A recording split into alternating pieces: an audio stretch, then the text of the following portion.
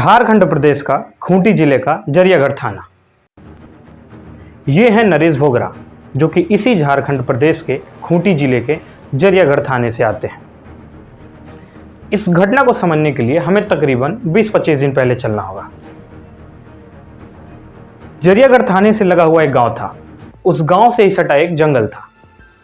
उस गांव में उसी जंगल से कुछ कुत्ते मांस की बोटियां अपने मुंह में दबाए हुए उस गांव में आते थे। 2-4 दिनों तक ये चीज़ें चली। गांव वाले उस कुत्ते को देख के अचंभित रह जाते कि आखिर ये कुत्ते ये मांस की बोटियां कहाँ से पा रहे हैं। उसके बाद 3-4 दिनों बाद एक कुत्ता अपने मुंह में कटा हुआ हाथ दबा के ला रहा था। ये देख के गाँव वाले बिल्कुल परेशान और विचलित हो जाते हैं। उन्हें कहीं ना कहीं मन में पूरी तरह शंका हो जाती है कि कहीं किसी की हत्या जरूर हुई है। आखिर ये कुत्ता कटा हुआ हाथ कहाँ से पा गया। इसकी सूचना वो जरियागढ़ थाने में देते हैं। उसके बाद से पुलिस उसी कुत्तों का पीछा करते हुए उस जंगल में पहुंचती है।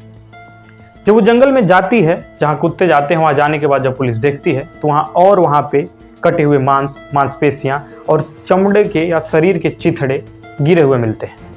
कुछ वहां मिट्टी जहां कुत्ते खोद के उसको खाने की कोशिश कर रहे थे, जब उसको पुलिस ने खोदा तो वहां पे उसे मिला एक गला सड़ा हुआ लाश, जिसकी कुछ हड्डियां बची थी, कुछ शरीर के अवशेष बचे थे और बाकी चीज़ें बची थी। इसके बाद पुलिस जब उसकी छानबीन करती है तो वो अपनी इन्वेस्टिगेशन के बाद जिस निष्कर्ष पे पहुंचती है वो थे नरेश भोगरा।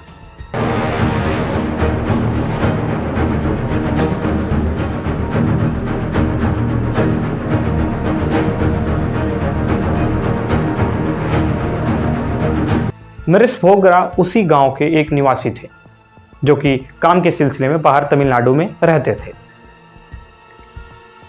आज से तकरीबन 3 साल पहले नरेश भोगरा को अपने ही जिले की एक लड़की से प्रेम हुआ। प्रेम 2 तरफा था। दोनों लोगों को एक दूसरे से प्रेम हुआ।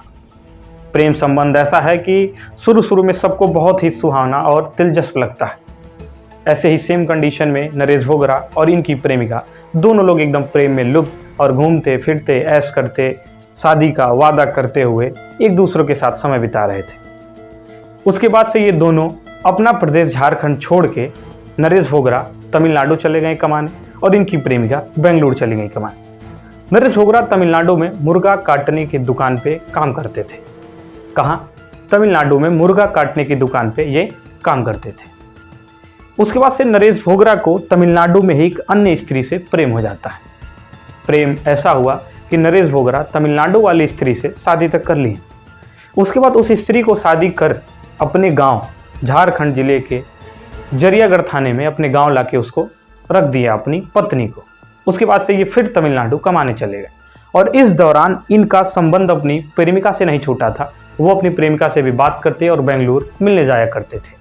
उसके बाद से इनकी प्रेमिका इनके ऊपर दबाव बनाने लगी कि काफ़ी समय से हम दोनों लोग प्रेम संबंध में हैं, अब हमें शादी कर लेनी चाहिए। इसके बाद से एक बार इनकी प्रेमिका के दबाव बनाने पे नरेश भोगरा उसे गांव लेके झारखंड आ रहे थे। ये लोग ट्रेन से आए, अपने ही खूंटी जिले में ये ट्रेन से उतरे।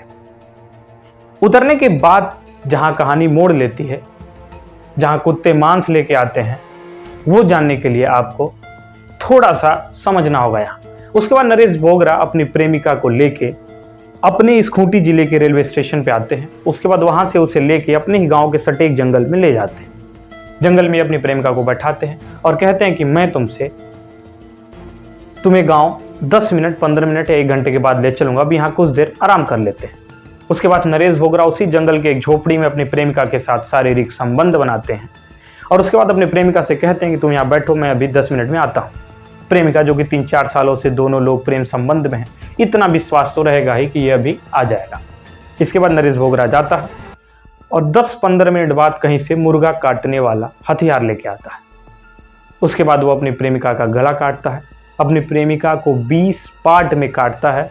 उसके बाद पहले तो सोचता है कि इसे हम फेंक देंगे या कुत्तों को खिला देंगे, लेकिन अब 20 पार्ट में उसकी शरीर थी जिसको वो गड्ढा खन के वहीं जमीन में दफना देता है। यहाँ नरेश भोगरा ने एक गलती की। गलती ये कि उस हथियार को वहीं फेंक दिया। जो कारण बना ये पकड़ा गया। मेन कारण यही बना कि जिससे वो पकड़ा गया। दोस्तों, ये प्रेम संबंध उस प्रेमिका और नरेश भोगरा को आज किस स्थिति में लाके खड़ा किया है जिसकी कल्पना नहीं की जा सकती। देखिए, इसमें एक व्यक्ति है नरेश बेंगरा, जो जड़ियागढ़ थाना क्षेत्र का ही रहने वाला है, उसके द्वारा एक महिला की हत्या की गई थी, जो उसके साथ ही लिव इन में पहले तमिलनाडु वगैरह में रह रही थी। और ये लोग 8 तारीख को यहाँ आए हैं वापस, वो महिला के साथ आया है व्यक्ति, और यहाँ पर उसकी हत्या किया है। और उसके बाद ये जो पता चला है, इन्फॉर्मेशन मिली है, वो 24 को मिली है थाना को। इन्फॉर्मेशन मिलने के बाद शव का शिनाख्त किया गया, जिसमें महिला की पहचान की गई, जो कि लापुंग की रहने वाली थी। उसके बाद इन्वेस्टिगेशन के दौरान इसके प्रेमी को उठाया गया और उससे पूछताछ किया गया, और पूछताछ करके फिर जिससे जो मर्डर का वेपन था, जो पत्थर यहाँ पे उसके शव को काटा गया था और उसकी हत्या की गई थी, उन जगहों से वो पत्थर वगैरह भी सीज किए गए, जिसमें डीएनए मिलान वगैरह जो है हम लोग कराएंगे ताकि साइंटिफिक एविडेंस कलेक्ट हो पाए। और वो सीजर के बाद उस व्यक्ति को अभी जेल भेजा गया। सर कई टुकड़ों में बात आ रही है, सर मिलने के 50 टुकड़े तक की बात आ रही है इस तरह से। देखिए, कई टुकड़ों में बॉडी को काटा गया है, क्योंकि वहाँ पे उसकी हत्या करने के बाद वो चाकू वगैरह से, हसुआ वगैरह से उसको काट के और वहीं पे डिस्पोज, झाड़ी और जो ट्रेंच कटा हुआ है उसमें उसको डिस्पोज कर दिया था बॉडी को उसने। तो ये बात सही है, लेकिन ऐसा नहीं कई टुकड़ों में, मतलब ऐसा नहीं है कितने टुकड़ों में बटा है, उसका कोई पुष्टि अभी हम लोग कर रहे हैं, लेकिन बॉडी के कई पार्ट्स उसके बरामद हुए।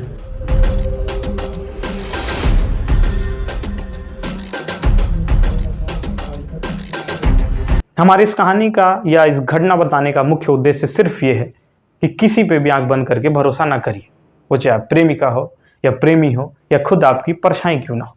और दोस्तों, एक चीज़ मैं ज़रूर कहना चाहूँगा कि आपके बारे में, आपके परिवार से अच्छा, आपके बारे में आपके माता पिता से अच्छा कोई नहीं सोच सकता है, वो आपका प्रेमी हो या प्रेमिका हो।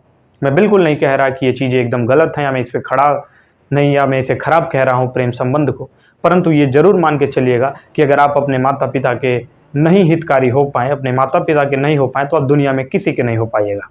दोस्तों, यहाँ नरेश भोगरा ने जो की वो शायद कोई कल्पना नहीं कर सकता है।